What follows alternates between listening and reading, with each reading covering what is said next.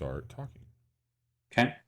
So Bobby, I was in bed last night. I was about to go to sleep, but I thought, Yes. I wanna find.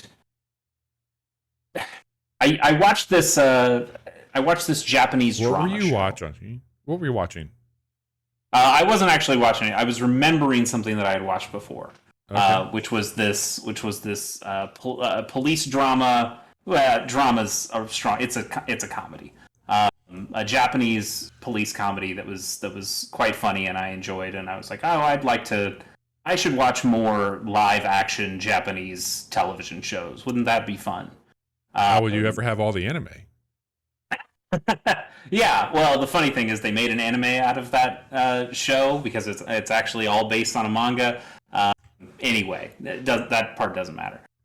So I went to a site that has all the Japanese and Chinese and Korean dramas on it, and What kind of site did you go to? it's called Kiss Asian, and that's not a hentai, that's not a porn thing. The site. The site is Kiss whatever. Like they have a Kiss anime, they have a Kiss comics. There was a Kiss everything. So Kiss Asian was just here's live action Asian television. It does sound weird though.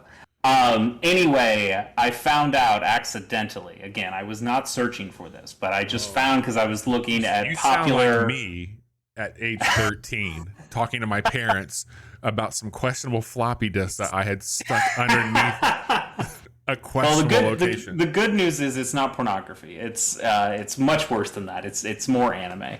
A different type of pornography. In some ways, not in this way though. And I just was searching like, oh well, what's popular? What search this by the popular things that are getting downloaded, and I ran into a show that I am currently watching the anime of. And I did not even know there was some live action Japanese drama version. And I was like, well, yeah, you're right. 100%. You nailed it. No, I don't know.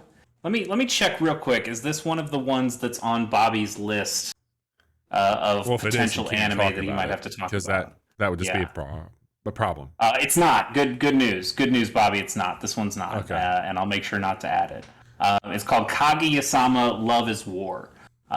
And it's about two high school kids who like each other but don't want to admit that they like each other, and wants the other one to confess before they do. And in the anime and in the manga, the original manga, it is them getting into increasingly ridiculous situations where they're trying to force it out of the other one. And the other one then undercutting it and making an excuse and flipping it back on them. And it's just kind of comedic that it goes back and forth like that. No, there was a live action version, and so now I've grabbed that, and I need to watch those at some point. But I did the normal Chase thing where I just collect and I don't actually consume any of it. So I pulled a Chase. I don't know if I'm more disappointed in you or the fact that Johnny doesn't want to be here tonight, and it's well, that's tough. I would say you're probably more disappointed in me. That's a big ask.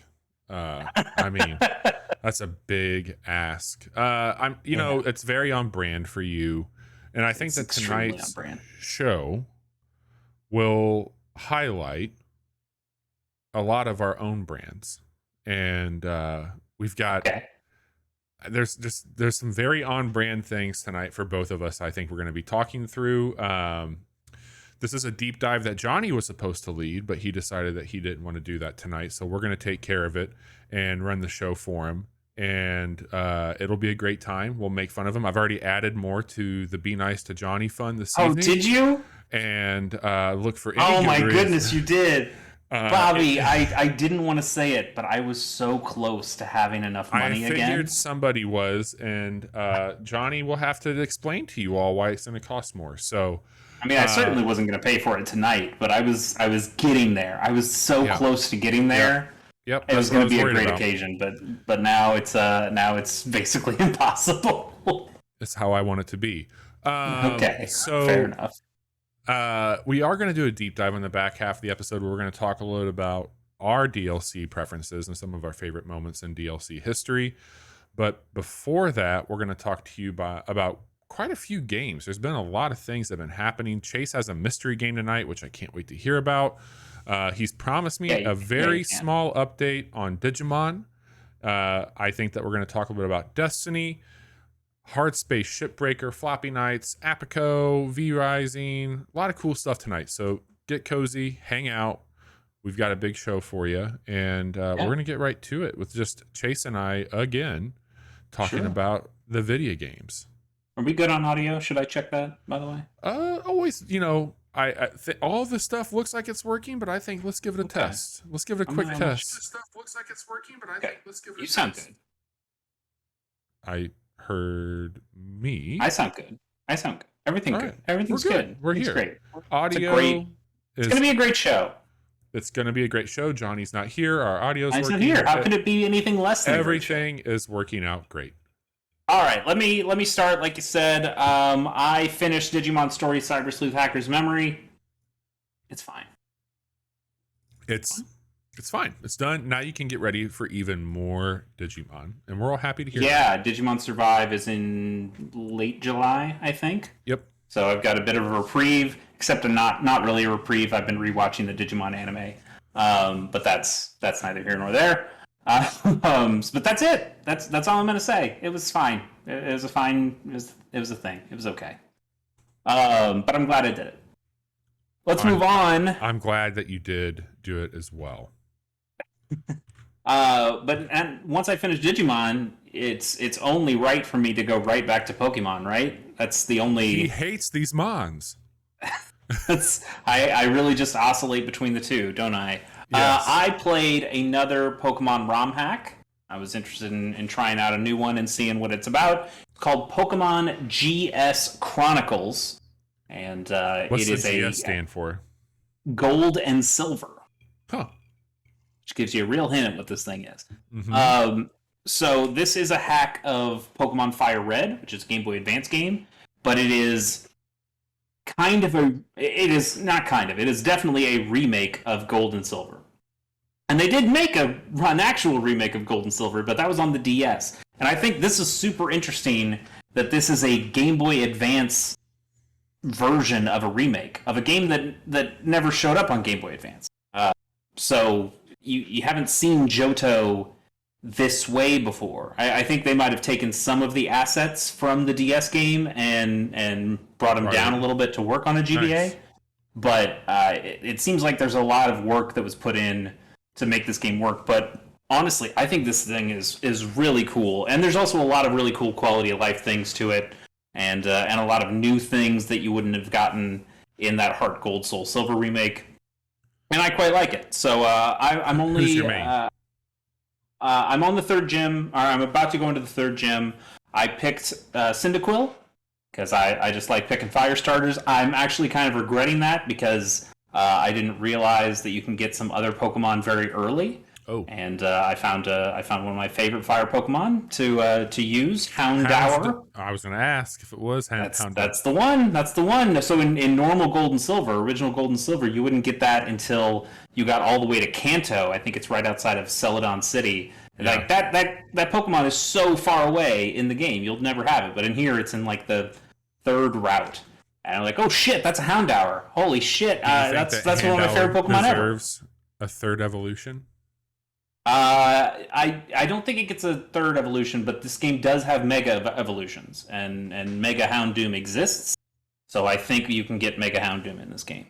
But let me run down. I made a list. I took notes so I wouldn't just ramble on and on. But it is a pro gamer. It is a full page of notes. So we'll get through this. So it's Gold and Silver done on GBA with lots of quality of life and fun additions. It has the physical special split that happened in Gen 4, I believe. Okay. So what I mean by that is before then, Gens 3 and before, any water move would have been a special attack, and any fighting move would have been a physical attack. But in Gen 4, they changed that. So now a move like Karate Chop is a physical fighting move, but a move like Focus Blast is a special fighting move. And Pokemon have different stats. Their special attack stat is based on how much they can do with special moves versus their regular attack stat, which is what they can do with contact moves, physical moves. So now some Pokemon get a lot of benefits from that because they might have high special attack, and now the typing that they have doesn't screw them over. So a Pokemon like Sneasel, for instance. Sneasel is a dark and ice Pokemon. Before, in Gen 2, when Sneasel first came out, both of those types were special types. So if you used Ice Beam or Ice Punch, it didn't matter. Both of those are special moves. The problem was that Sneasel had a super high attack stat and a super low special attack stat, which meant all the moves it could learn that were its type did jack shit. And all the moves that it could actually do damage on weren't its type, so it had a lot of disadvantages. Hey, and it just made Sneasel a really bad Pokemon. It's fucking cool that you can go in and just beef that up. There you go. Coromon, better game than Pokemon. We've been saying it for years. Yes. But this game has added the physical special split, even though it's based on Fire Red and Leaf Green, which is a Gen 3 Pokemon game. So that's kind of cool. It's got Pokemon and types from the new game, so it has fairy types. When you get to that first area, you're not just finding Sentrets and whatever and Hoot Hoots, but you're finding Tailo, you're finding Starlies, you're finding all sorts of Pokemon. Not from every generation. I think it's Gen 5 and before. Maybe it's Gen 6 before, because there is fairy type, there is steel type, that kind of stuff. Sure. Anyway, I really like how they show there's a new visual indicator that I don't think has been in other Pokemon games that I remember. There's a little visual indicator next to the opponent's Pokemon and next to your Pokemon when you select your moves, and it's just two little rectangular bars stacked on top of each other, and those bars are different colors, and the colors represent the typing of the Pokemon. So if it's like a Hoot Hoot, it is a little aqua blue for flying type and a gray color for normal type, and you can. It gives you a better idea of like, oh, I know what I'm facing now. If you for some reason didn't know what every single Pokemon's typing was, which sometimes you forget. There are a lot of fucking Pokemon these days. Well, especially those earlier ones, they didn't do a great job of it. Yeah, so it's nice to have, and some things have changed. Like a Pokemon like Togekiss went from normal flying to fairy flying, and it's nice to just have a visual indicator in this game that says these are what these Pokemon are. Yep. And give you a better idea of it. They also have changed some UI on the attacks themselves. So if you hover over an attack that would be super effective, it is in green now when you hover over it. Versus an attack that would be not very effective is, I think, orange, and then one that wouldn't be effective at all is in red. So makes just super smart little stuff that they're just playing with the AI of the game, or playing with the UI of the game, and I think doing some really cool things with it. They also give you an early team-wide experience share, like they have in later Pokemon games. You can turn it on and off though, so it's not as oppressive as it is in Shining Pearl and Brilliant Diamond.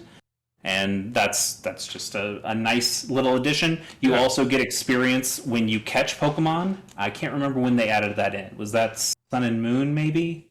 I think that was wasn't that X and Y? Is that X and Y? It might be X and Y. I'll pull it. So you keep talking. So just more times where you can gain more experience. That way you're not punished for catching a Pokemon. And I think that's kind of nice. There's a toggle to just auto run, which is very nice. So you're just constantly running. There's also a bike in this game too, but the auto run makes it pretty quick. It was X and Y, but then also Omega and Omega Ruby Alpha Sapphire. Yeah. So everything after X and Y. Cool. Let's see. It gives you the option of whether you want to be a boy or a girl. But the cool thing is, so in Pokemon Gold and Silver, you could only play as the boy, and then in Pokemon Crystal, that's when they introduced the girl. Her name was, well, I don't think she's got. Does she have a specific name in Crystal? I know she's known as Chris these days, Kris. Okay. But you were given that option in Crystal. But then in the remakes, in Heart Gold and Soul Silver, it's a different female trainer altogether. Crystal or Chris had like a blue hairstyle that had like two like jig-jaggy ponytails, and this other character in Heart Gold Soul Silver did not. So the female option is back to Chris. I think that's just a cool little touch that's in there. And if whichever character you don't choose ends up being an extra rival character. So you still have the bad guy, the rival from Gold and Silver, whose name is canonically Silver. That's great. He's the one who steals the Pokemon at the beginning from the lab. He's still in there, but then for me, Chris is now a third character who is one of the professor's assistants, and she shows up as like a friendly rival who's like, "Hey, how's it going? Let's have a battle," instead of, "Hey, what are you doing here? Let's have a battle." So it's nice to just have another character that's dealing with some extra Pokemon. That's a nice little change into it. It's a nice little change. They've actually added a lot of new little scripted sequences. The second gym leader in Gold and Silver's name is Bugsy, and he shows up a couple different times outside of the gym to take on Team Rocket, or, "Hey, Team Rocket's here. I need to drive them out. You guys are bad guys." And it's cool to just have a few little extra scenarios to see some of these characters fleshed out a little bit more than they were in Gen 2 for sure, and even in Heart Gold Soul Silver. Nice that they're just the developer here, that the ROM hacker made a little extra effort to put these things in. It has unlimited TMs, which was something that was added in Generation 5, which is always so nice good. Yeah, Gen 5. That is so good. Unlimited TMs are the best. Yep. It also has move tutors that will teach any Pokemon, or not any Pokemon. They will teach their moves as many times as you want for free, so that's nice. It has HM moves, but it doesn't have HMs. It kind of does the which games took away HMs? Was that was Alola, right? That was Gen 7. Yes, I think. So it kind of has the Pokemon rides like it did in Sun and Moon, but they're items that go into your key item pouch. Nice. But it's not just, "Hey, I can use Cut wherever now." You have to have a Pokemon of a certain type in your party to use it, but it's not a move that takes up one of their move slots. So to use Cut, you need to have a Steel, Grass, or Bug Pokemon, I think, in your party. But if you have one of those, you're fine, and it doesn't take up a move slot. You can just use it freely.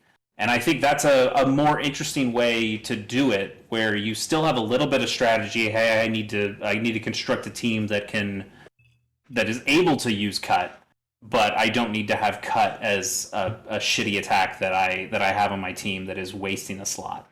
And I think that's a nice balance there. And that's honestly pretty much it. I know there's much more. Again, I'm going into the third gym, so there's a lot more to this game. I think it has a lot of extra post-game content to it.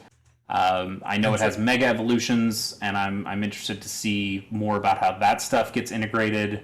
But I'm really liking it. I've got a cool team of Pokemon early.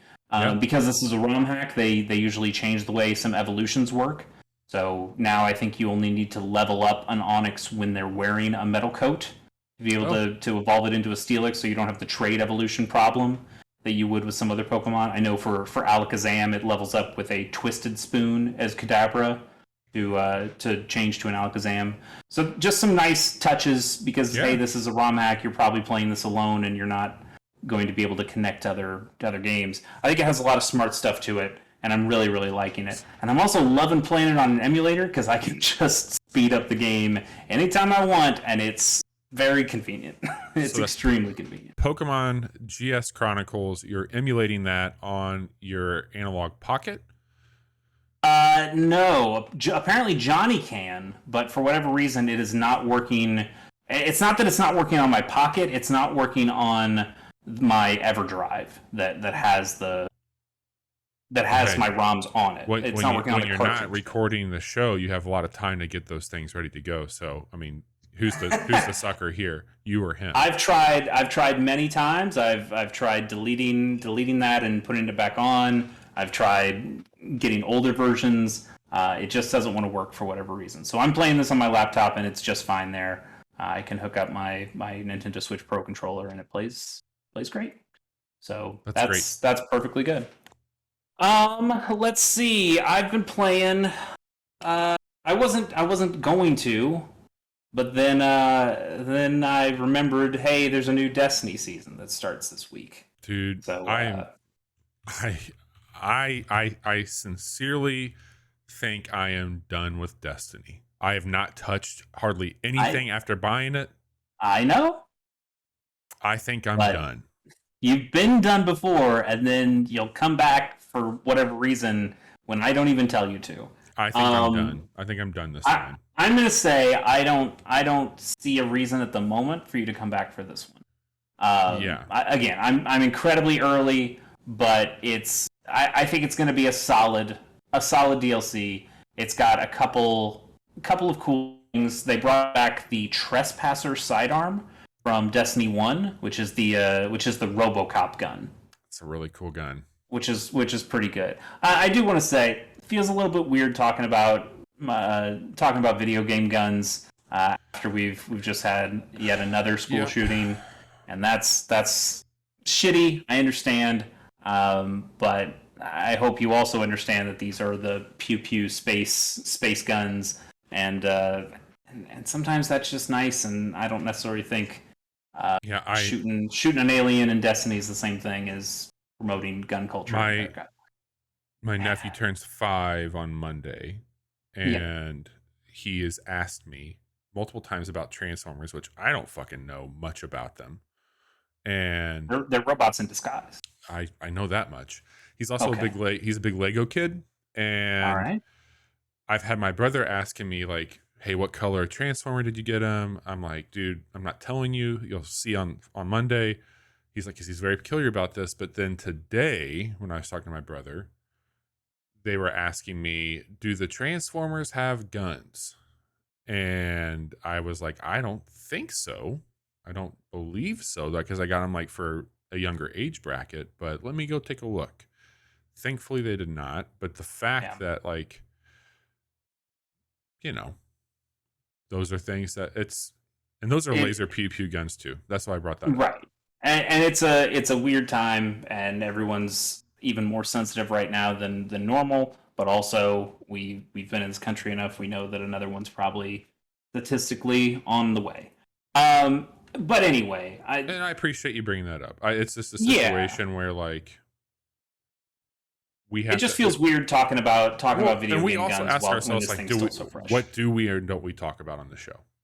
Yeah, definitely. And we talk a lot about things, so yeah. But let me say the Trespasser is a pretty cool feeling sidearm.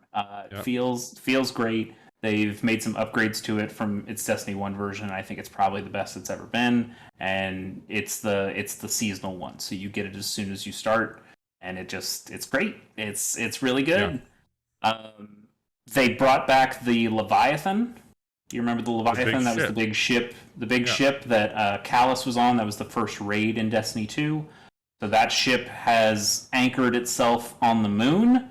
And Bobby, you remember the Dead Man's Tale mission that we went on, where you went through that derelict ship that had all that, that was really cool. Fucked up stuff in it. Very cool. All that stuff has happened to the Leviathan now. So it is covered in specters and haunted shit, and it's overgrown, and it seems fucked up in some cool ways. So it's cool to explore that as a normal space and not as a raid anymore. But to see these places that we've seen going through the actual raid of the Leviathan, and seeing how it's changed, that part's really cool. And they've also brought back a lot of the guns and armor from the Season of Opulence, which was quite a while ago. But those are the guns that had the gold trim and some purple orb stuff. They had some. There were a couple that I liked the main versions of them, and these were like the opulence versions of them that had that extra trim on them. But a lot of these are now craftable, and you can make them into whatever you want.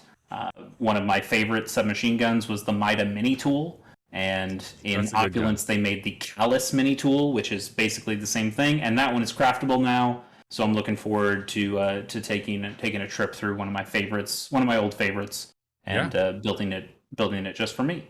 They also changed. You know how they changed the Void subclass Solar now, last season. They did Solar 3.0 for this season, and I think it has some interesting changes. I play as a Titan mostly, and I think some of those changes have been pretty disappointing. Oh boy! In my opinion, some ways of doing extra damage have been taken away from Titans, and some of that utility is kind of gone. And I think it's kind of sucky because I would usually play as a Solar Titan. Well, you can't have fun in that game. That's true. They take away all the fun. There is one fun new move as the Titan I specifically love though. There is so if you're sprinting, you can start to slide. And then if you do your melee as you're sliding, you will come up and do like a big uppercut with two of the throwing hammers. That sounds all right. So you come up and you'll do a big wave of fire damage, but then you'll be up in the air, and then you can hit melee again, and you'll crash down your two hammers to do another big wave, and it does huge damage, and it is just fun as hell to do, and it looks so damn good. That I really like. That's a cool new thing they added. That's really cool. So I'm having a decent time with it, but I will say I was kind of I was kind of I was not looking forward to this new season, and playing through it, I think they've got some cool stuff to it. But I am also not as enamored with Destiny right now as I've been in past seasons. So who knows? Maybe I'll get out of it for a bit, but it's Destiny, so I'm sure it'll pull me back in. Last thing for me, Bobby, mystery game. You want to take a guess what the mystery is? It's a game I've talked about on the show before. It's been somewhat in the news recently. You're playing Tiny Tina or some sort of Blizzard game. Wow, you nailed it. These are the things that I love. No, I finished The Longing. The what? Do you remember The Longing, Bobby? The Longing? The Longing. Longing.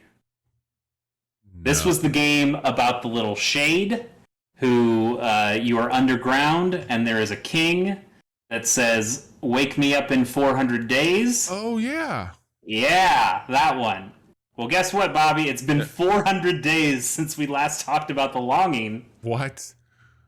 I set up a reminder on my phone to wake up the king, which meant I had to re-download the game because obviously I had deleted that game a while ago after like the first week of playing it because I didn't think it was all that special. I wasn't having that great of a time with it, but I kept the reminder on my phone. So here's what happened.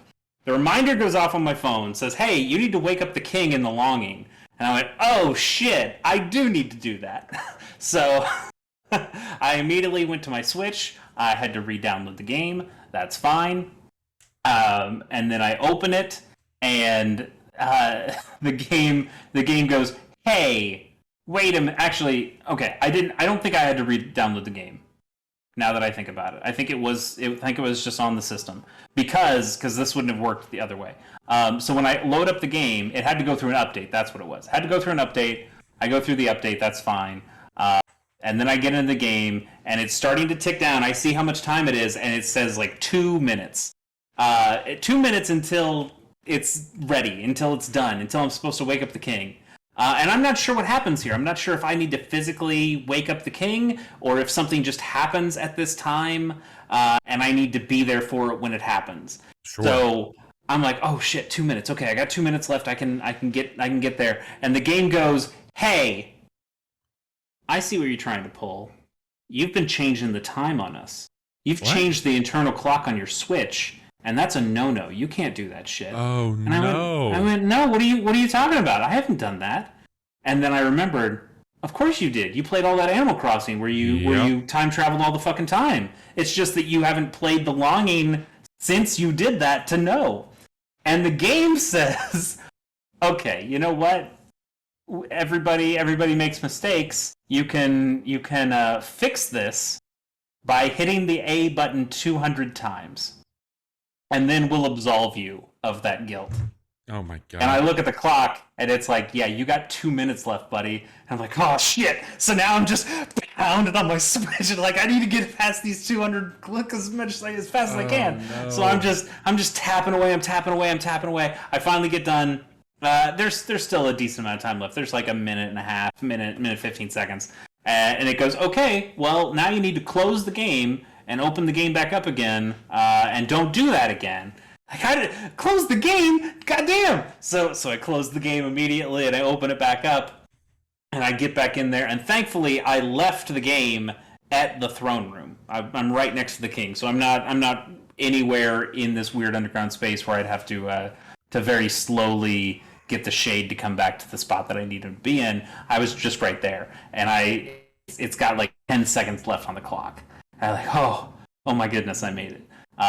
Also, when it counts down to 0, you just can wake the king at that point. So I really wasn't under a time crunch, but cool that it happened that way, I suppose.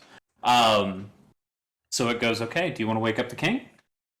I go, sure, that's what I'm here for. Let's do it.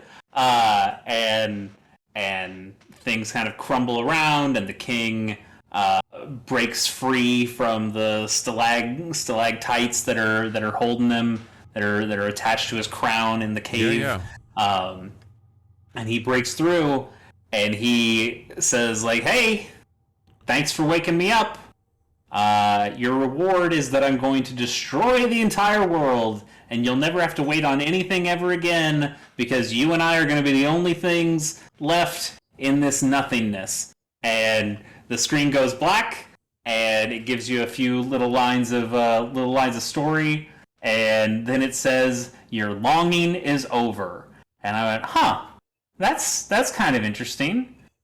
And then nothing happens, and it just continues to say your longing is over. And it got to the point of like, okay, I don't think there's gonna hit credits or anything's happening here. You know, let's close the game. What happens if I open the game back up again? I close the game, I open the game back up again, and it says, your longing is over. And I'm like, holy shit, this game, they did it. They just did it. That's so interesting. So I think I'd have to completely delete the save files to do this again and start the clock back over. I did then look it up online, and there are multiple endings. I think there are 5 in total. And I got the generic ending, the one where you wake up the king. You did the thing he told you to in the game. But there are also a couple other endings. There's an ending where I guess if you were exploring in the game, you can find this place that's the bottom of a well, and you can go up that well. And it must be whether it's different criteria that you've done, or maybe it's a different day, or how much time is left on the clock when you get up there. But there's a place where you get up to the top of the well, and there's an old guy there, and the old guy just adopts you as one of his 2 sons, and they clean you off, and you're You're just a real part of the family there. So that is the quote unquote, that is one of the quote unquote good endings. Huh. There's also an ending where you come up that same well, and the son, the actual son of the old guy, is there, but he takes one look at you and is super scared, and you fall back down the well and you crack your head, and you die, and that's the end of the game. That's a good ending. There's an ending where you decide that you don't want to wait for the king anymore, and you just jump off a cliff that has an endless abyss, and that's how it can end. And then I think that there's some ending. I think this is the truest, best ending possible. That I imagine if you've done everything that game has to offer, you go into a dream state where you imagine yourself as a king and you're like flying on a Pegasus, and that is also an ending that you can get. So I thought it was interesting. I don't think I loved that game that much. It had some neat little things that you could do, but I know it was purposefully moving very slowly, but it was just so sluggish to do anything in that game that I just wasn't patient enough to enjoy it. And but hey, right. My longing has ended. I woke the goddamn king. It's done.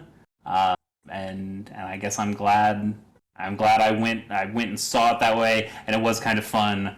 The hoops I had to jump through at the very end to be able to make that work.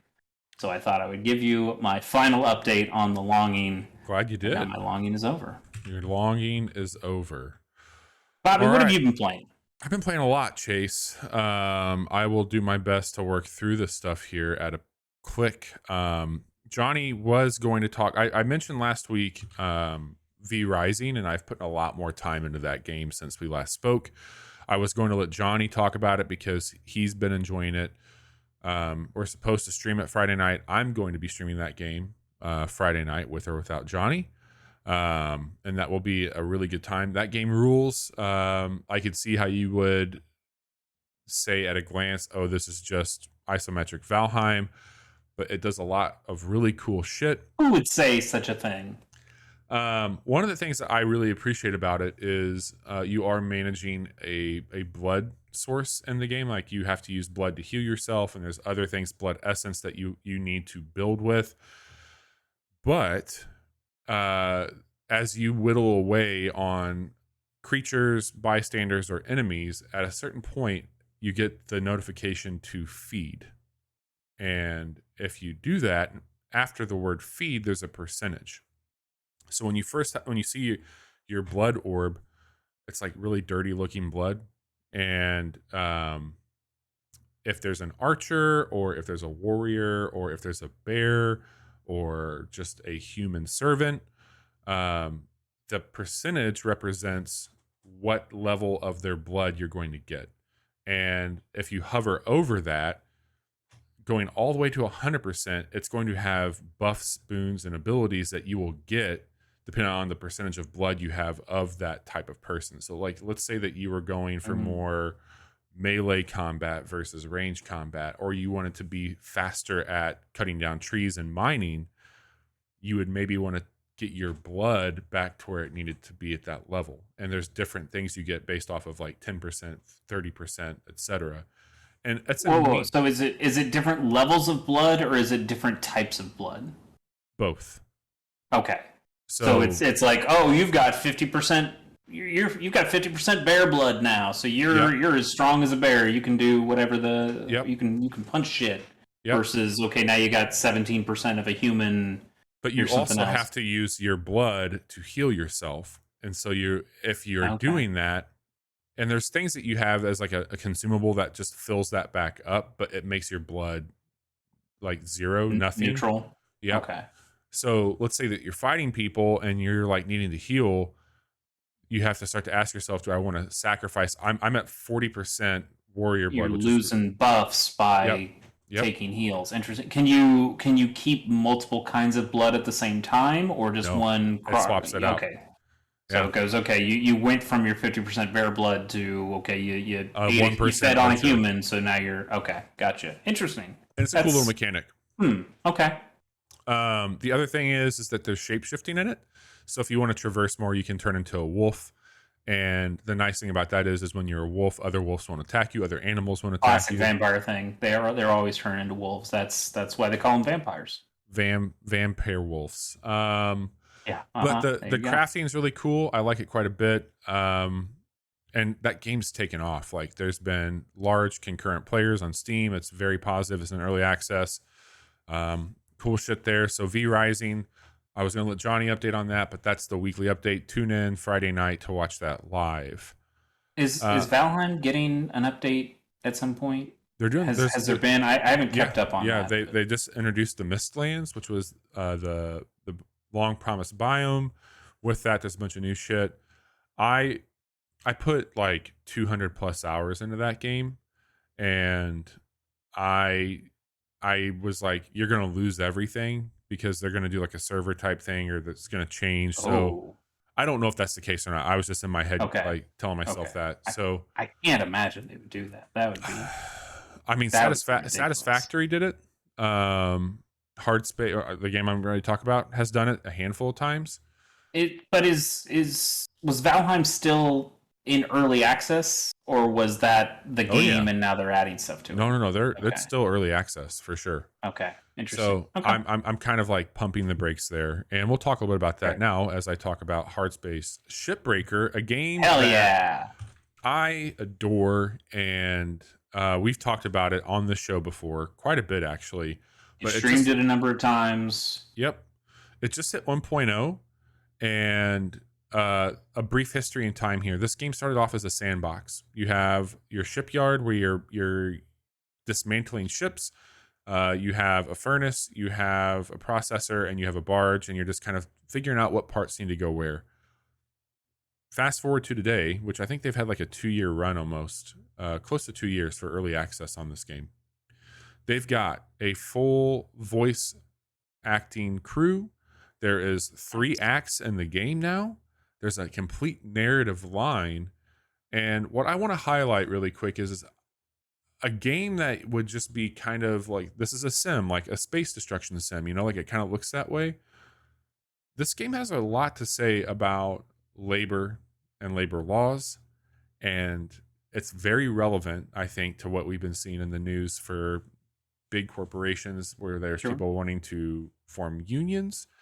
And I don't want to go too much in the story beats because I've only gotten to Act 1 or the end of Act 1, but it's really cool, man. Seems like a really good game to play in parallel with Citizen Sleeper. I know there's like that part in Citizen Sleeper where you were literally cutting up ships, and the idea of having those experiences happening at similar times would be really cool to me. Gareth, I think is his name, from the guy from Jump Over the Age. That's the developer for Citizen Sleeper. They put out a congratulatory tweet to Hard Space, and the artist for Citizen Sleeper redid the key art for Hard Space with one of their style. Oh, that's so good. You should look it up. Oh, it's awesome. I'm looking it up right now.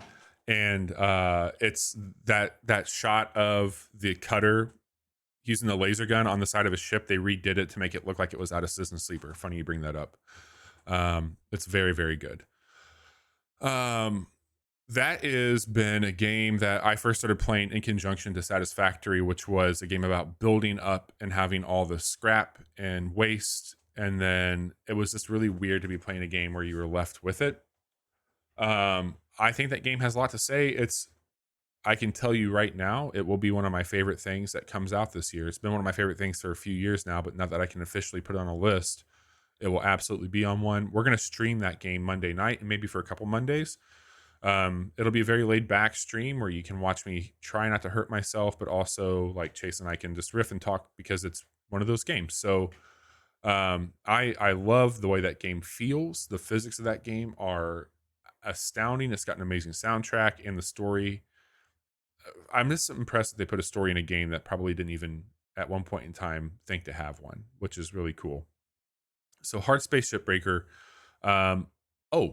it's on Game Pass, which is really cool. That launched on PC Game Pass alongside it being on Steam. I think it's also discounted down, so they raised the price up from early access to like $35, but it's heavily discounted on Steam as of May 25th. You should check it out. Really great work there. It's an amazing thing. More to come. Bobby, this art is so fucking cool. I just found it. You found it? Isn't it great? It's so good. Isn't that great? That's so good. Man, that's good stuff. That's really cool. So another game that we've talked about and actually did a quick look of a demo on is a little game called Floppy Nights. This just came out on the 24th of May. It's on Game Pass as well, which I'm really excited about. And I am here to tell you that I think that's a really cool game. It is a grid-based, kind of Advance Wars looking at times deck builder, and you are a young adult, not really a young adult, I guess you're like a teen. Yeah, cool kid. Yeah, cool kid. You've constructed this computer arm that can use floppy disks to load out Floppy Nights, which will fight against you and for you. And it's not doing anything that you probably haven't seen in a game. The one thing I dig, which is not even the only game that does it, you get a free move, a free attack. And I think that's really helpful from a strategy standpoint. They also have a card that I like a whole lot that the characters are kind of vegetable based also. Like they deal with that, but it's called Reap and Sow. And the card flips every time you use it. And the first one, which is Sow, you get to move. It's a move function, a pretty far move. And then once you do that, it flips over and it becomes an attack. And you can just keep playing that card back and forth, move, attack, and get extras in there. So it's a really cool card. I don't want to say that this is like baby's first strategy game by any stretch, but I think it is, because it's got a challenge to it. I do think it's not very complicated, and I think that it has a really fun art style that makes you feel pretty good about getting into it. Yeah, it's got like a simple look to it, but I think that hides that it does have some strategy behind it. But man, that art is just very friendly. Yeah, I really like what they're doing with that. It seems like a neat game. This isn't a roguelike, right? This is a strategy deck builder, but you are. It's got like the Donkey Kong Country overworld. So like you'll go into a hub and there's like 3 or 4 stops, and there is a story beat going with that. Like the first world you're in, you get hired by somebody to come in there, and you have to run these people off of their property because they're stealing the vegetables. And there ends up being like a 4-level story that gets told over that about the person on the run, which it's really cool. I was going to bring this up in the next game, but I'll bring it up now because it's relevant as well. I got something the past week that I'm very excited about, which is my shiny Steam Deck.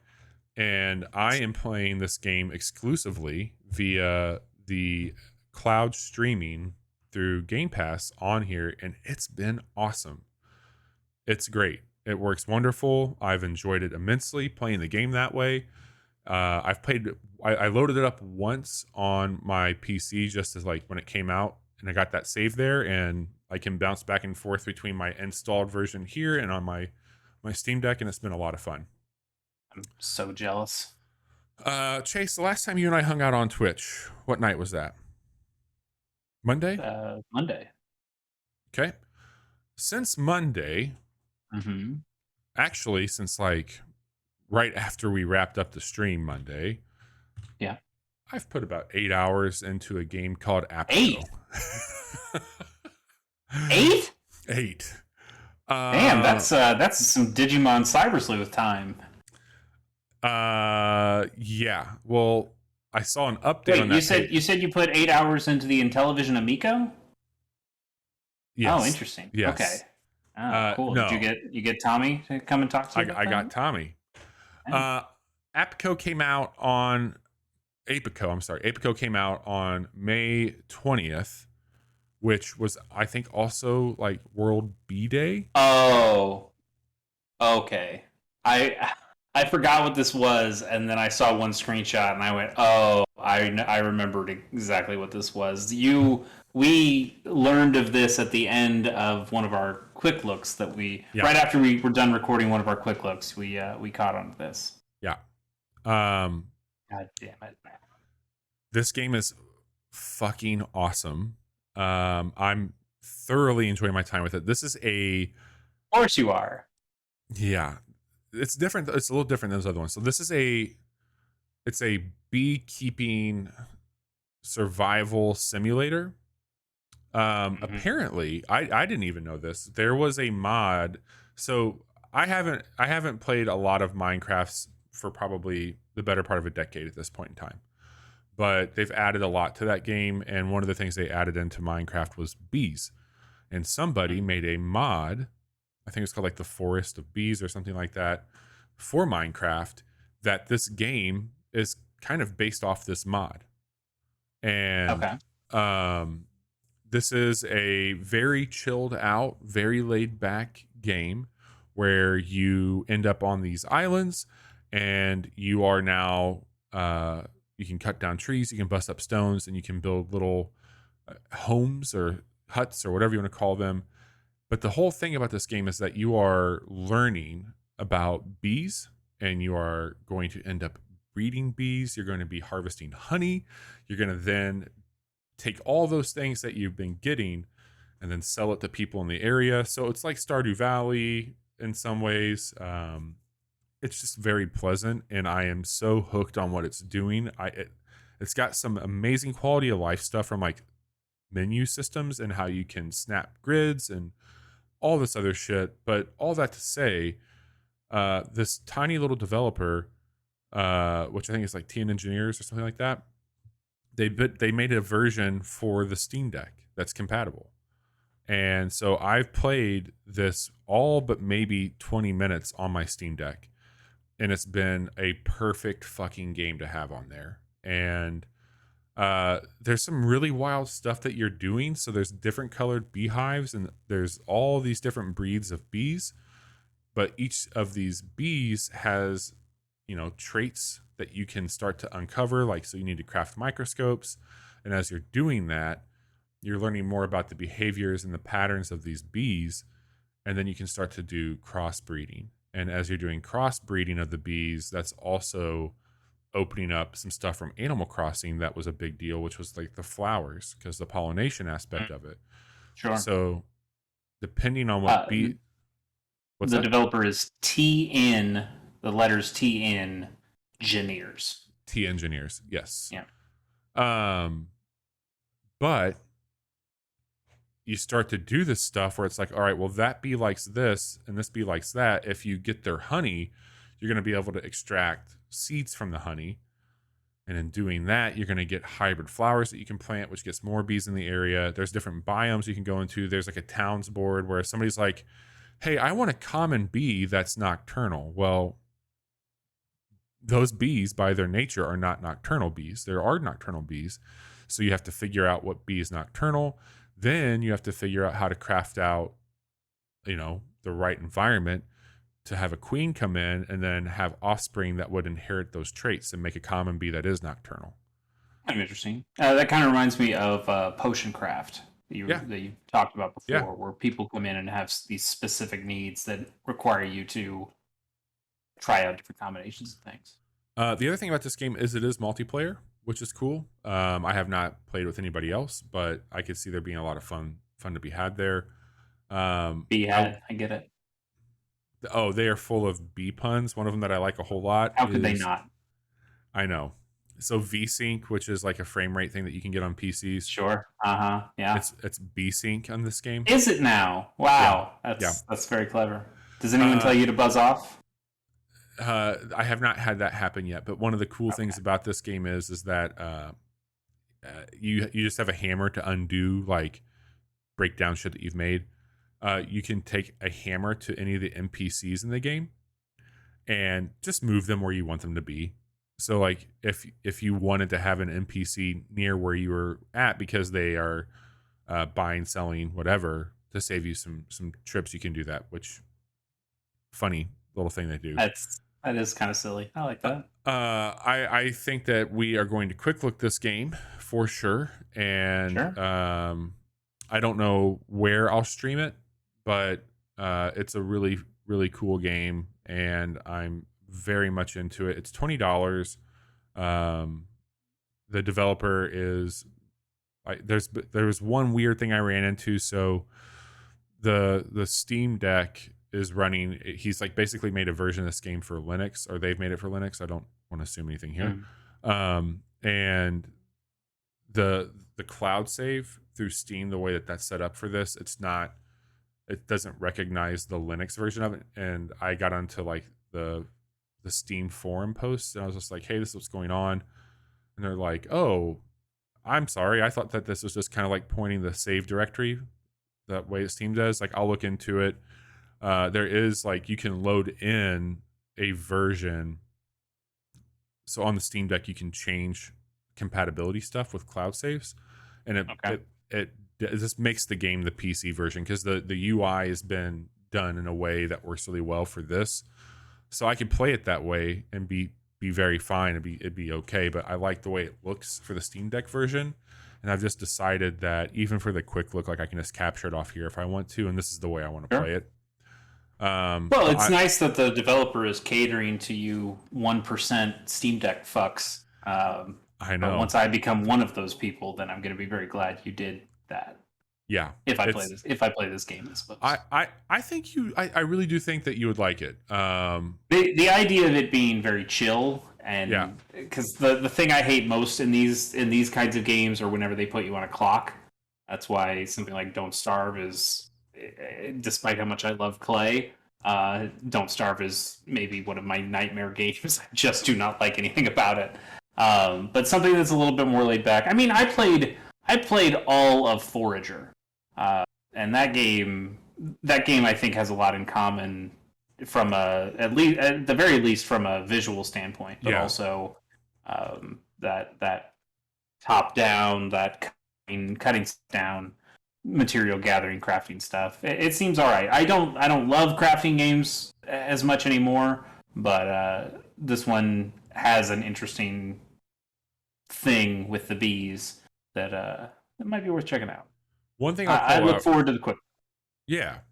The one thing I'll call out on just a neat thing about the Steam Deck here for this is that the game, like on PC, whenever you are cutting wood down, not when you're chopping a tree, but when you're making planks, there's a interface where you basically have to grab this white circle and slide it back and forth like you're sawing.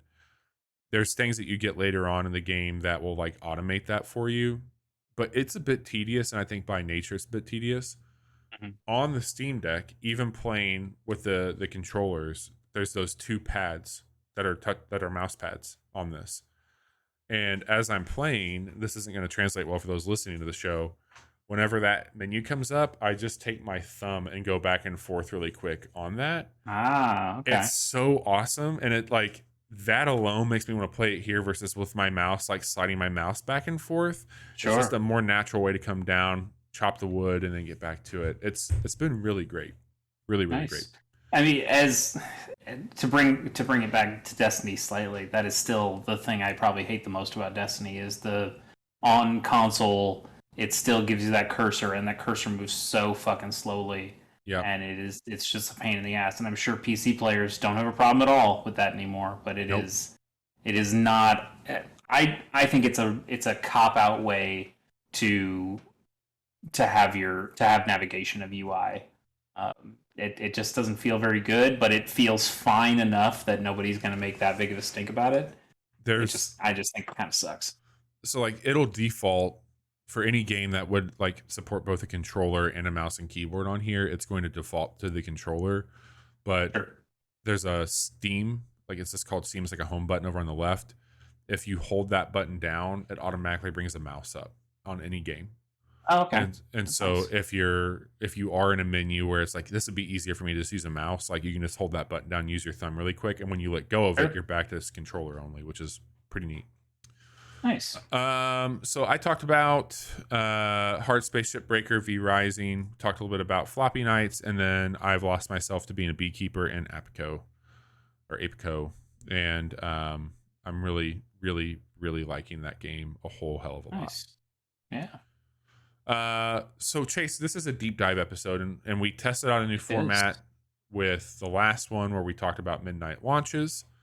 And this week, Johnny had the idea to talk about some of our favorite DLC, and I'm all for it. I don't know about you, but it's harder and harder for me to think back on some of these stories and beats of DLC and like really remember. Like, I know I liked it. You're right. Like I was having this conversation earlier today, partially with you, of when I think about downloadable content, the first thing I think about is Minerva's Den. That is BioShock 2 Minerva's Den. Like that is the one that people put on a pedestal. I played it. I remember loving it. Couldn't tell you a goddamn thing about it. So I did go back and look it up and make sure I remembered those beats. I still think Minerva's Den is probably one of the best DLCs out there. Just a interesting self-contained story that was made by a group that ended up mostly turning into Fulbright, the makers of Gone Home and then Tacoma. Yeah.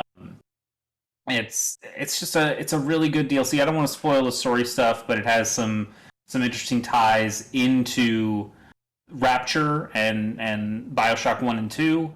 Yep. But at the same time, it tells its own story and it does some other things. And you play as a Big Daddy, and you play as a prototype Big Daddy, and they do some cool things with that. It is that high watermark, I suppose, for DLC. But it's not on my list, and it's not on yours, partially because we just didn't remember it. But that leads to what do we remember? What do we like? Yeah. And I think that's an interesting conversation. It's a shame Johnny can't be here. I know it was his topic, but we have postponed it a little bit, so time to get it out there and get it done. So with this, I want to put a couple of arbitrary ground rules, at least for what I'm going to be talking about. You don't have to follow them. I don't know what things you're about to bring up, so who knows? Maybe you follow these, maybe you don't. One of the other things that comes to my mind when I think about DLC is, in my mind, also wrong, because I immediately go to Far Cry 3 Blood Dragon, but that is a little different. Yeah, it's different. It is a standalone expansion. It's not exactly the same thing. I'd feel weird about putting it on there, but that is a very good standalone expansion. Yeah. I think it's also interesting that DLC is something that, when we think about the history of gaming, DLC is not something that's always been there. It's something that really started, at least in earnest, with Elder Scrolls 4 Oblivion with horse armor, but on the 360. That is kind of when that really happened. I mean, other games had ways of doing this before. PC games had expansions and things like that. Yeah. I could think about something like Mew from Pokemon that I got as a Toys R Us. That's technically, in a way, some downloadable content of something that isn't in the game initially, but could be transferred in later. I also kind of think about Knuckles from Sonic the Hedgehog, or from Sonic and Knuckles, right? And putting those cartridges in there. You're not exact. I guess there's some kind of downloading happening to get Knuckles to be in your copy of Sonic the Hedgehog 2. So that's kind of, in a way, downloadable content. But for the most part, we're talking about a specific era of video games when we talk about downloadable content. That is the last few generations of consoles, going from where we are now, PS5 and Xbox Series X, down to Xbox 360, PS3, and Wii, I guess. Yeah, the new Wii. So, Bobby, would you like to start us out? I don't think you have to go through all of yours. Why don't we just go through? Read what Johnny had really quick, because that will. Sure. Yeah. We can do that. So Johnny had a couple here. He had some game called The Witcher 3, which the only thing I know about The Witcher 3 is that it sucks. He had the Hearts of Stone DLC. God damn it! I knew you would. What's Hearts of Stone? I've heard of Blood and Wine. Yeah, is that one of the other ones? Yep. Okay. Hearts of Stone is Gonthro Dim, which is one of my favorite characters in a video game. Was this the first DLC, or was Blood and Wine the first DLC? No, Blood and Wine's what finished it off. Okay. Gotcha. Gonthro Dim is essentially, I mean, for lack of a better way of explaining, he's the devil, and he marks you, and he's incredibly powerful. All kinds of shit you get to, I mean, he's just the way that the Joker is on, like, he's not like the Joker, but like the way that you can't help but watch the Joker in the Dark Knight, and like you're just engrossed when he's on the screen. Like Gonthro Dim stole the show. He's got a charisma to him. He's got great charisma. He's actually at the very beginning of The Witcher 3. You, the little bit that you've played, met him. The very first bar you go into before you fight the Griffin, he's there, and he's very not like I didn't even remember him from there when I got to the DLC. When I started one of my other playthroughs of The Witcher, I'm like, holy shit. So anyway, that one's really cool. I think people like Blood and Wine better. I love Gonthro Dim to the point where I liked Hearts of Stone much better myself. Okay. That sounds... there was another Oblivion DLC that had I think you went to like a fairy world, and there was like a fairy king or something, and he was similarly this weird charismatic dude that was very popular. I didn't play much of Oblivion. It was Tingle from Zelda, wasn't it? There you go. You got him. That's our boy. Johnny also had Mass Effect 2: Lair of the Shadow Broker, which I know I remember loving it. I mean, yeah, you're the biggest Mass Effect head I know, so I would imagine you played and loved it. That was just some of the reveals with that were great. The battles that you got into on the Shadowbroker ship were just so. I remember that was like, for the longest time, honestly, up until The Witcher, like I remember that was kind of my golden standard for like what DLC could and should be. And I think the cool thing about the Mass Effect ones, maybe cool, maybe uncool in a same kind of way, is that they felt essential. These weren't just side stories, especially this one. This one completely ties into the events of Mass Effect 3, where here's a bit of a spoiler, but it's a game that's been out for a long time. You end up killing the Shadow Broker at the end of Lair of the Shadow Broker, and Liara, your potentially girlfriend at the time, if you've romanced her, she becomes the new Shadow Broker. And in Mass Effect 3, she just is the Shadow Broker. So if in Mass Effect 2 you didn't play that DLC, you might be a little confused as to why your girlfriend might be one of the most powerful information dealers in the entire system.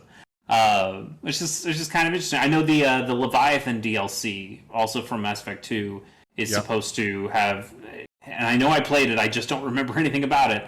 It's supposed to have some incredibly wide-reaching ramifications for the overall story of Mass Effect, even if it doesn't necessarily affect your Shepard's story and his fight against the Reapers exactly. But I think the Leviathan, I can't remember what it was about Leviathan. Was it a Reaper itself, or did it fight a different version of the Reapers a long time ago? It was tied into the Reapers. Okay.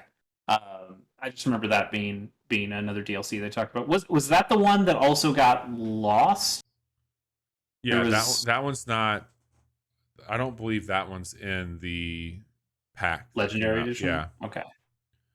Yeah, they lost that one. They lost the code to it or something, which is weird. Which is very weird. And then the last one Johnny had, we did mention Elder Scrolls a couple times, but not Oblivion this time. He's talking about Skyrim, and specifically the Dawnguard DLC for Skyrim. Is that the vampire one? That is the vampire one that introduced crossbows, and you could turn into a vampire. I'm pretty sure you could turn into a werewolf in the main game, or maybe in an earlier DLC. I can't remember. There's something that there was a group in that first main town that could turn into werewolves, and they could make you into a werewolf, I believe. And I remember I turned into a werewolf and thought that was kind of cool. And then when I played this DLC, I met the big vampire guy, and he like sniffed me and said, "You smell like a werewolf," and that's pretty lame. Yeah. And he gives you the choice: do you want to be a vampire? And I said, "Well, hell yeah, I want to be a vampire werewolf. It's gonna be fucking cool. It's like it's V Rising over here." Hell yeah. And he's like, no, that's not how it works. We're gonna get rid of all that shitty werewolf blood, and you're gonna be a vampire now. And at that point, I was a little pissed because I liked being a werewolf. And being a vampire actually had a lot of drawbacks to it. Like being out in the sun was pretty bad. Not a good place. Which meant you had to play Skyrim in the dark all the time, which is the worst way to play Skyrim, if you ask me. But it did bring crossbows. I thought crossbows were a neat new weapon in the game. Did you play DLC? I played. Do you have a different experience than I did? DLC for Skyrim. Wow. Okay, so you have a much more experience than I did. What do you think about Dawnguard? I love Dawnguard. I think that was great. I like the weapons a whole lot. You got some really cool armor. If I remember, there's a really cool sword too. I was just like at that point in time, so excited to have more of a game that really clicked with me, and it was around the time that it was just a little bit past Mass Effect, which was cool. Like I was really happy, really happy. This was a time in my life where I was in college, so I ended up having a lot of spare time, and I played a lot of Skyrim. I know I'm a pretty anti-Bethesda person now, but I had a pretty good time with that game back in the day, and I remember playing a lot of the main game for sure, but then even playing a little bit of Dawnguard. But I did think it was pretty lame. Couldn't be a werewolf anymore. That was werewolves. Yep. All right, Bobby. Why don't you tell me? Why don't we go back and forth at this one? Yeah, that sounds good. I know we're talking too much. What do you got? Hit me with the DLC. What do you like? Yeah, I put down a few here. So I don't know how many. I think it was 3. I can't remember. I have more than that. But first one I'll bring up is Shovel Knight. And I think Shovel Knight, they ended up putting out Treasure Trove, which had like 5 DLC. They made a lot of Shovel Knight DLC.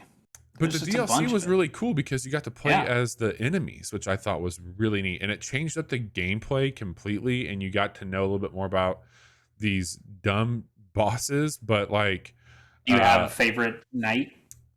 Favorite enemy that you played as?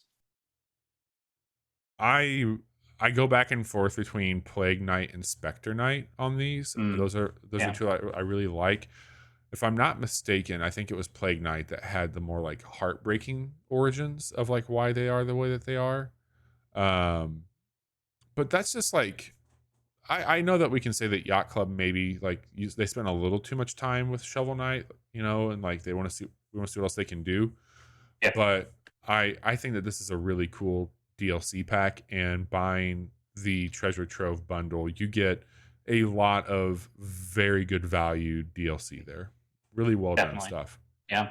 I still occasionally think about buying those amiibos, that 3-pack of amiibos that has Spectre Knight, Plague Knight, and it's a really cool pack. What's the other one? King Knight? Card Knight? What's his name? Yeah, so there is King. It's called King of Cards. Was King Knight. King of Cards, there you go. That's a good pack. I just haven't found it. That's like, I'm not going to use it for the actual amiibo purposes. I just want the cool little figures. I will still say, I know he's an assist trophy, but Shovel Knight deserved to be an actual playable character in Smash Brothers. Would have been cool. He would have been perfect with the amiibos and everything there. Like that, this would have been a really good character to bring over. I don't disagree. And I think Yacht Club has said they are officially done with Shovel Knight stuff, right? They've made puzzle games, they've made expansions and DLC. I think they've said our next thing's not going to be a Shovel Knight thing. There is a game coming out called Shovel Knight Dig, but okay. And I can't remember what that is. That was different from their other puzzle game. Yeah, right. I think it's a It's something around Drill Night, if I'm not mistaken. But Yeah. they did show off a new game that looks really cool. It's basically Zelda.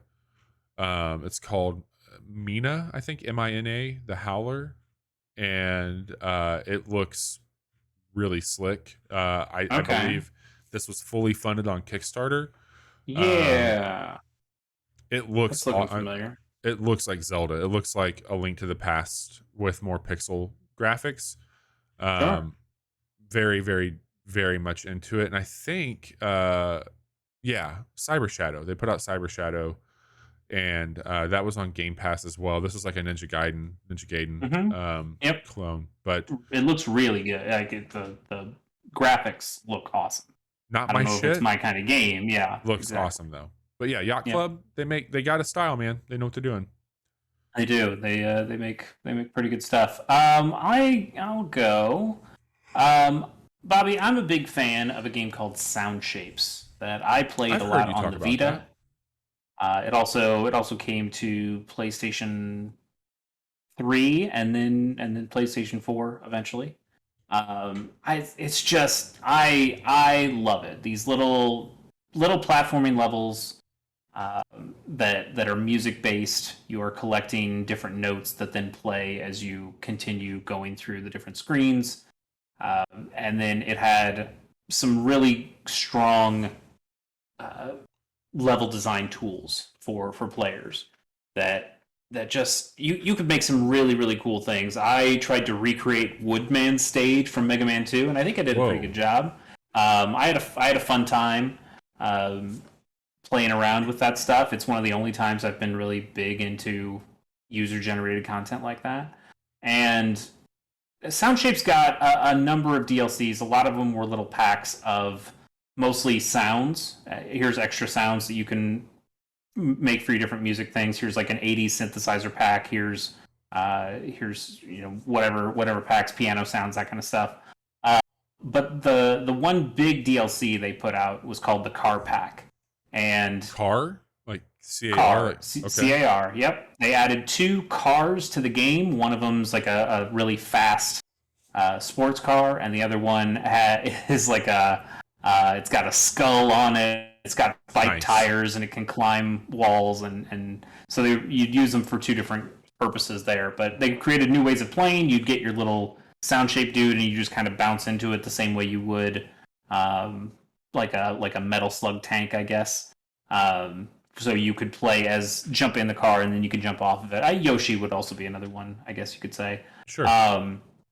It did come a bit late. You had a bunch of packs of these sound packs that came out first, and but I thought it was really neat. It added some new stages, and honestly, for me, more sound shapes is all I really wanted, and that's what it gave me. They also, at the same time, this was separate, but they created what's called the Community Milk Crate. Because so it's kind of going with like a music theme, so like a milk crate of records, but they pulled some of the what they thought were they curated some of the best community stages they could find and put them in an official pack and say, hey, here's some stuff our community's done that we think is really cool using our tools, and let's just give these their proper due. And they put them as official things in the game, which is really good because now that the servers for Sound Shapes have gone down, if you don't have the community milk crate, you lose out on any of those cool community designed levels, unless you want to just go and make them yourself, I guess. And these things, it was just $2. It was $1.99 for all this stuff, and it was a great deal. I love Sound Shapes. It's still one of my favorite games. And every once in a while, I go back and just play through the stages because it's a pretty short game, and having that extra DLC is quite good. I am here to tell you about Horizon Zero Dawn Frozen Wilds. Of course, yes. She walks through that snow. She walks through the snow, and you get a couple new outfits, you get a couple new bows, and you get to encounter. They had that big like ice claw or whatever it was, that big bear fight that you got into, which was really fucking cool. Mm-hmm. I was just so thrilled to get more of that game at the time, and it does the unfortunate thing where, like, if you've already beaten the game, like it kind of does somehow puts it before the final events. Yeah, you can't have the revelation of the game because you need that would screw up everything we're about to tell you. But I think that what they ended up doing, if I'm not mistaken, was they put out like the golden standard now for that is it includes the DLC, and they integrated, and I believe you had to be like level 30 to even be able to do those missions up there. So it's pretty late game, but it was cool. I dug it quite a bit, and I think that it was nice to have a different biome to go into, or a different area that was at that point in time you hadn't spent a lot of time in the snow. A little bit here and there, but nothing like that. So it was really cool. I dug Frozen Wilds quite a bit. Yeah. I remember when I borrowed Johnny's copy of Horizon Zero Dawn to play it, and I burned through it pretty quickly because not because I don't want to say it's because I didn't. I enjoyed the game. I didn't enjoy it enough where I just had to have more and just consume it as soon as I could. But I knew that I was playing somebody else's copy. I wanted to return it, so let's get this done pretty quickly. But after I finished it, I bought the DLC myself of a game that I didn't own to play through that DLC, and then I returned Johnny his copy of the game. So technically, I own that DLC. I played through it. I remember having a pretty good time with it. For sure. But I definitely do remember this was before God of War.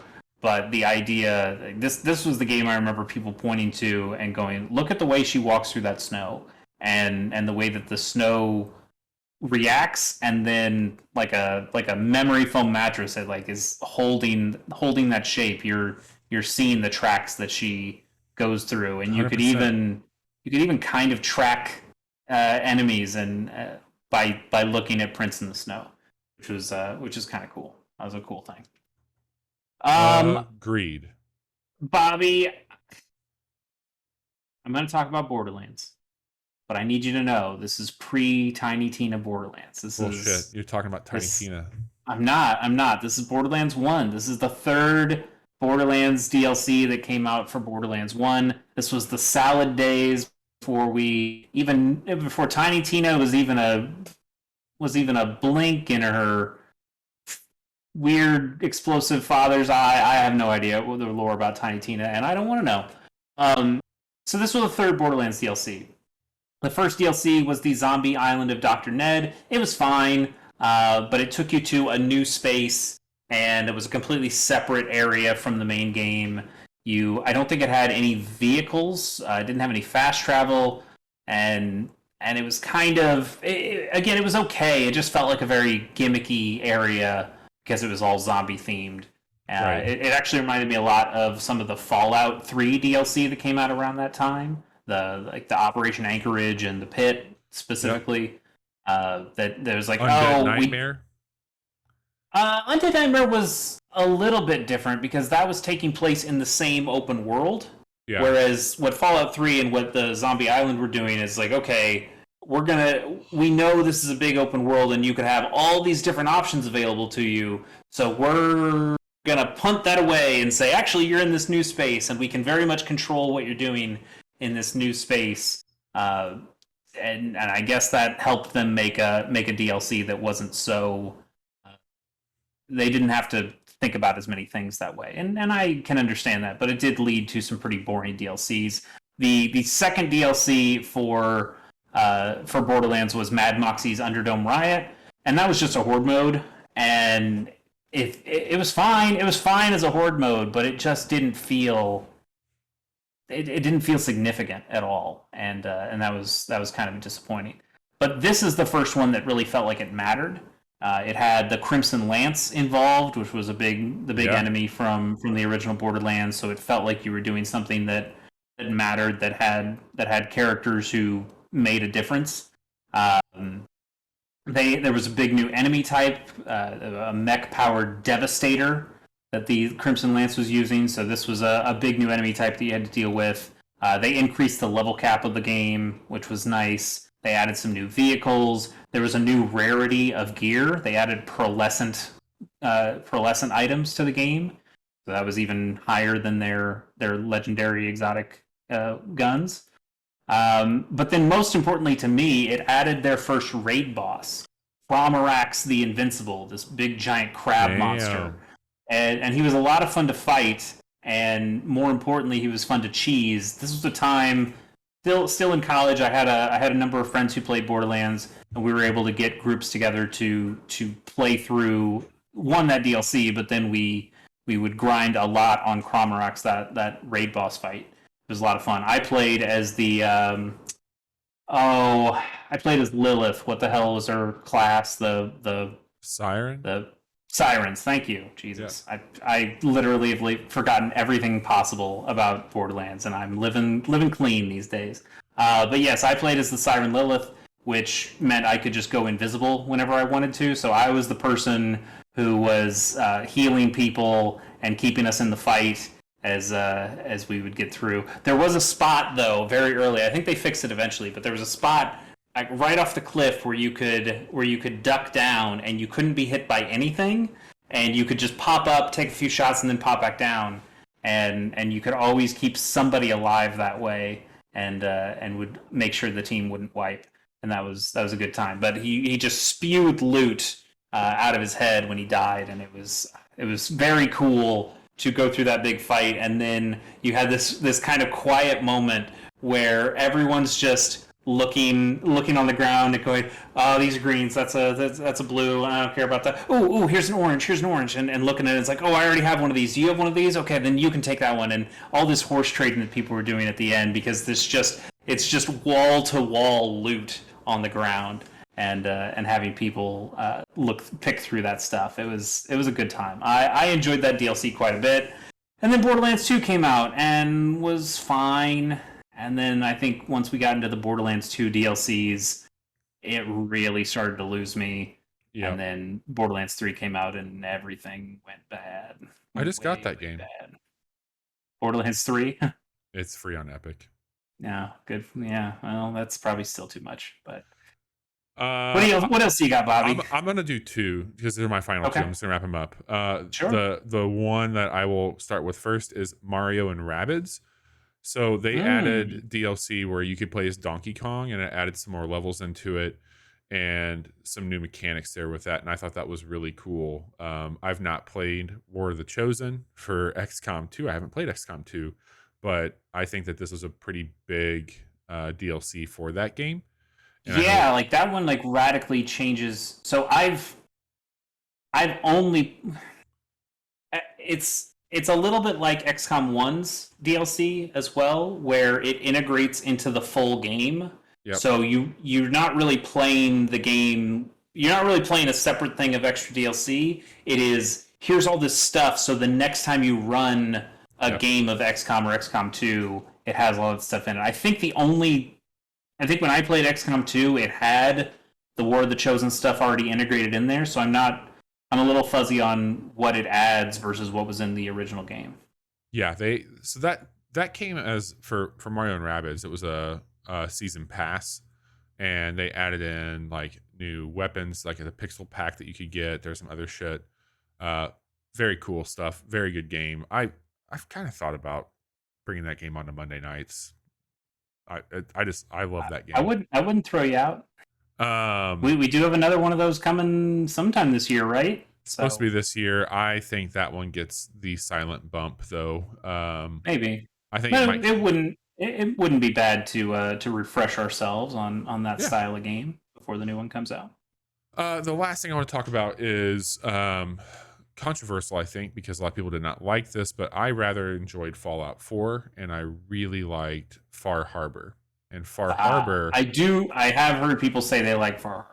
Far Harbor was the Nick Valentine's focused, and he's kind of that noir-esque detective robot.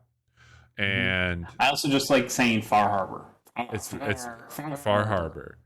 So I wish I was in Boston. We should have Jiggy-san on here. I know. So Far Harbor. Far Harbor for some lobster chowder. I've been to Bar Harbor twice now, and it was really cool to see that stuff in the game. But this one does some really trippy shit too. Like it goes like Lawnmower Man almost at times, but it's really really good DLC, and the setting is so damn good. The only thing that if I remember correctly, that I did not care for, there was at times some like not quite horde, but not quite RTS either, but like the town would be attacked and you kind of had to like get people positioned for that fight. Yeah, wasn't it a little bit it kind of like zombies mode in Call of Duty, Yep. where you're like trying to barricade some stuff, and yeah. It's fine, but that's really cool. There's some awesome story stuff there. They introduced some new faction work. It's just, in my opinion, it's what DLC should be. It adds a lot of great stuff that adds new stuff and builds off the stuff that, I mean, people like Nick Valentine the best, and he's arguably the best part of that game. So those are the I mean, I could probably pull some more out of my ass, but that's where I'm at. We're already doing pretty good on time. I got one more I'll throw down. I think Far Harbor, though, similar to Minerva's Den in a way, people like the DLC more than they like the game, from what I kind of hear. It's my highlight for that. Like, I like Fallout 4. I did it. Like, I'll say that, but I think that this is much better than the game itself. Yeah. And I think people have kind of turned the corner on BioShock 2. I think people are realizing that game is actually pretty good, especially in comparison to the other BioShocks. But even still, Minerva's Den is leaps and bounds better than that game, which is kind of interesting. It's interesting to the idea that you might buy a game just to play the extra content, just to buy further content for it, because that's the thing you actually want to play.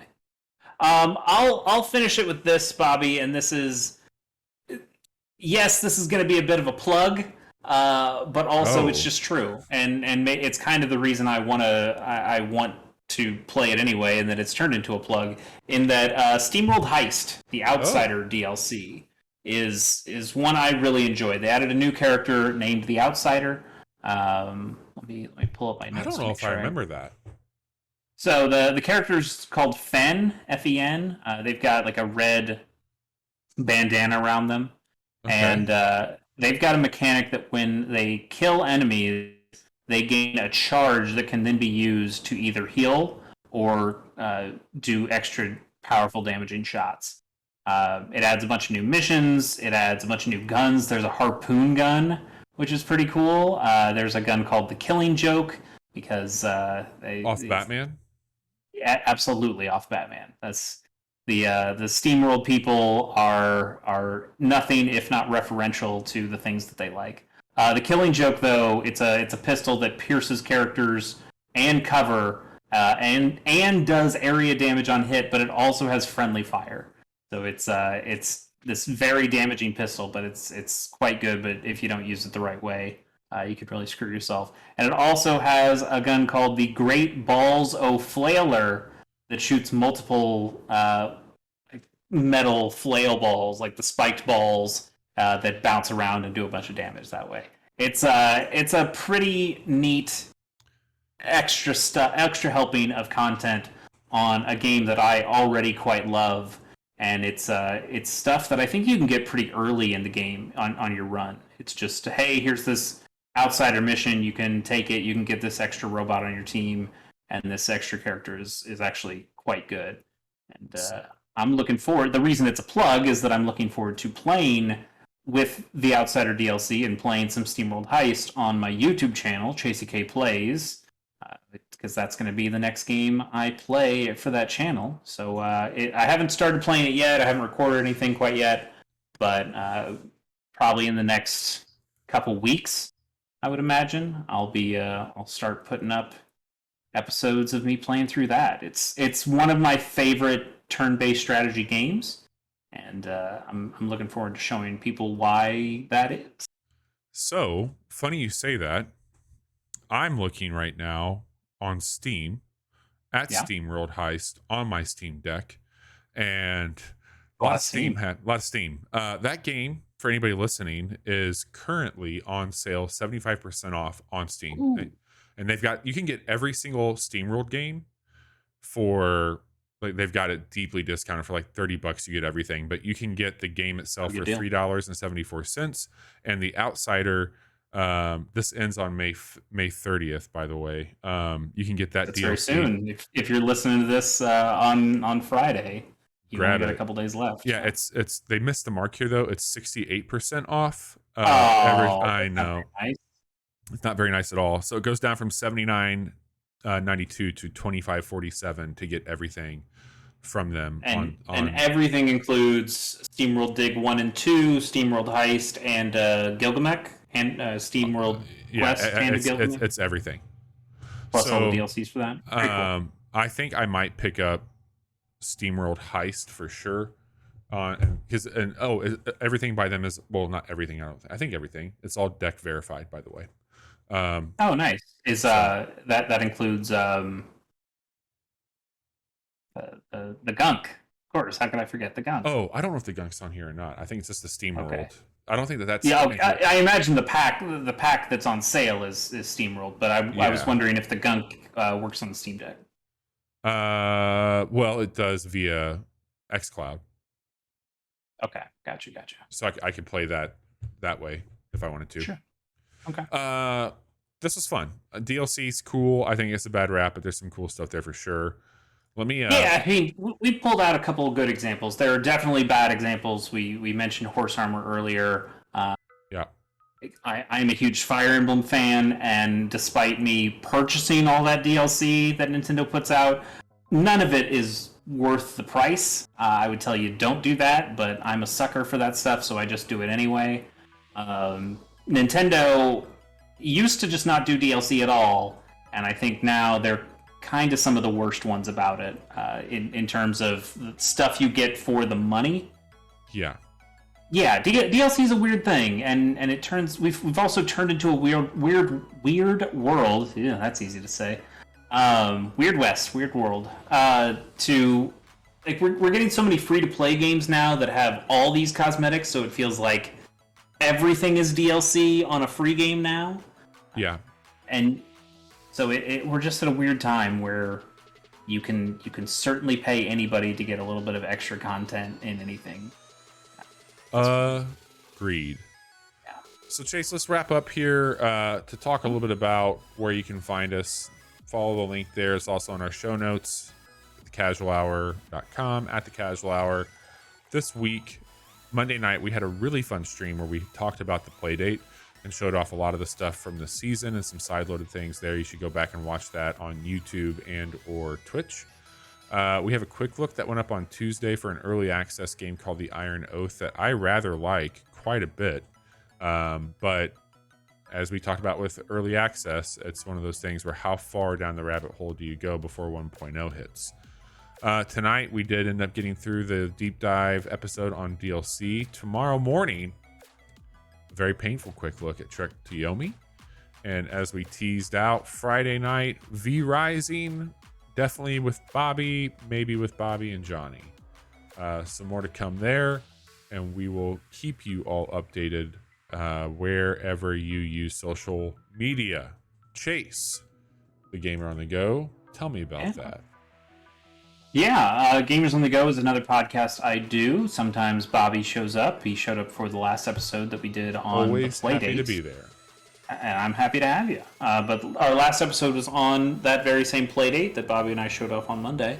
But we met with our good friend of the show, Jiggy-san, Magic Air, and we talked about just the hardware of the device and then the first 2 weeks of content that came out for that. And we're looking to do more episodes of that as that season 1 of content continues.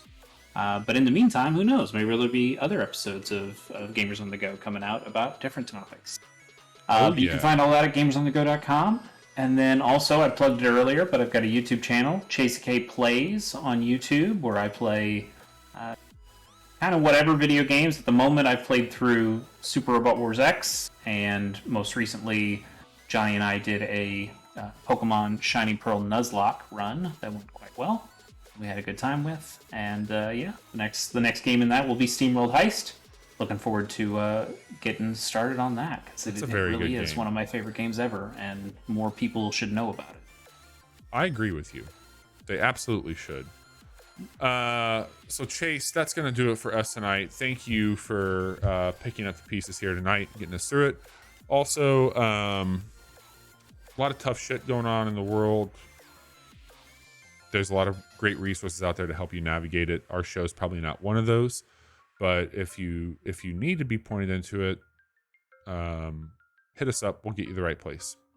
And take care of yourselves. Check in on your friends. Everybody's processing things differently.